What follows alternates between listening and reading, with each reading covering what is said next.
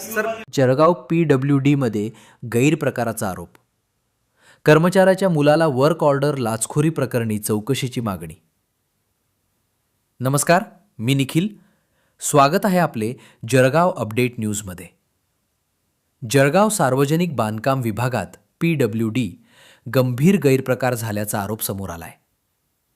विभागातील एका कर्मचाऱ्याच्या मुलाला नियमबाह्य पद्धतीनं वर्क ऑर्डर देण्यात आल्याचा आक्षेप नोंदवण्यात आलाय.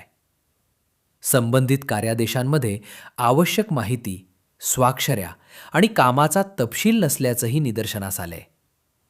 तसेच शाखा अभियंता योगेश अहिरे यांना लाच घेताना पकडल्याच्या प्रकरणात वरिष्ठ अधिकाऱ्यांचाही सहभाग असू शकतो असा संशय व्यक्त करण्यात आलाय. या संपूर्ण प्रकरणाची सखोल चौकशी करून लाभार्थी अधिकारी व संबंधितांची नावे जाहीर करण्याची मागणी प्रहार जनशक्ती पक्षाचे जळगाव जिल्हाध्यक्ष शिवराम पाटील यांनी करण्यात आली आहे.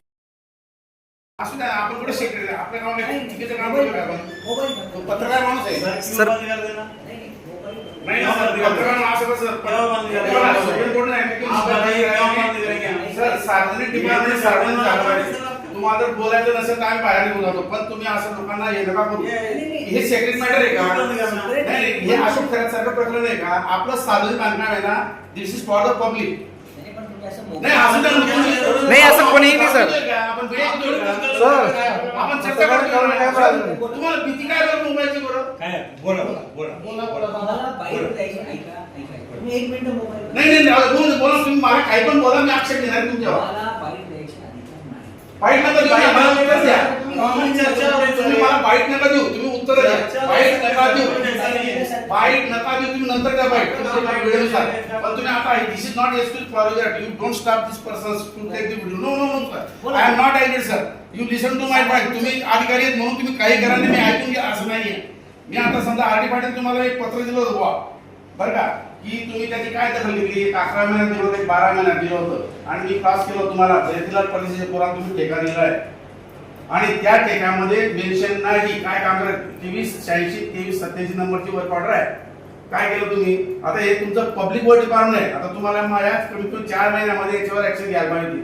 बोला काय ऍक्शन घेतली तुम्ही? मी या विषयावर साहेबांना पण बोललो होतो. बोला.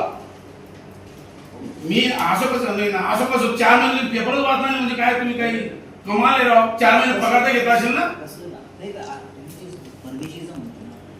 रिटायर होऊन आता कधी रिटायर त्यांना उत्तर करून देणार तुम्ही.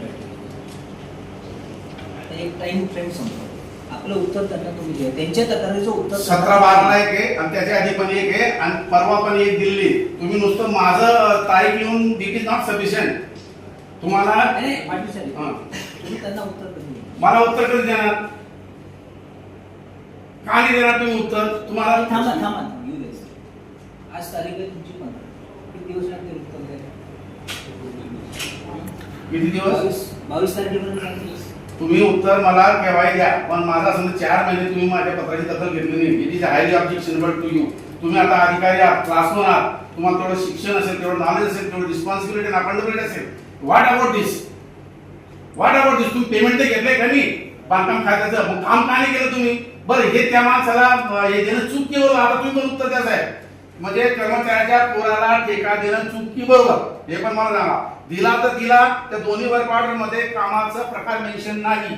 बरं, ते काम झालं किंवा नाही त्याचा अवधी संपलेला होता असं मला आढळून आलेलं आहे. आता तुम्ही जरी उत्तर द्या, त्यांना नाही त्या शिक्षित समजा द्या. बरं, चूक की बरोबर? नाही मला काय नाही. टेंटेटिव्हली चूक की बरोबर? Yes or not? You objective answer येत नाव.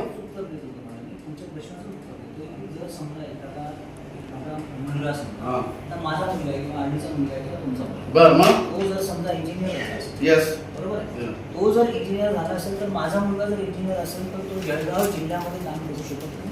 तो ओके करू शकतो, तो इतर कुठल्या जिल्ह्यात काम जळगाव जिल्ह्यात करू शकतो का? जळगाव जिल्ह्यात करू शकत नाही. मग त्याचं काम इथं दिलेलं आहे. एक्झॅक्टली. आता ते तुमचं जे म्हणणं आहे ना, त्याला तुम्ही ते पॉईंट घ्या की जो कोणी कर्मचाऱ्याचा मुलगा जर काम करतोय त्याच ज्युडिक्शन मध्ये आणि त्या अनुषंगाने त्यांना उत्तर द्यायला उत्तर द्यायचं.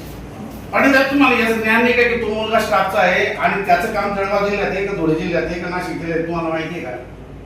नाही ना. आणि अगेन क्वेश्चन हे बघा, त्याच्यावर जीएसटीचं ऑब्जेक्शन आहे. माल खरेदी न करताना बोगस जीएसटी, आणि हे पत्र कोणी दिले? सुरा पाटीलने दिले, जीएसटी दिले. It is highly objectionable. टाळायला पाहिजे.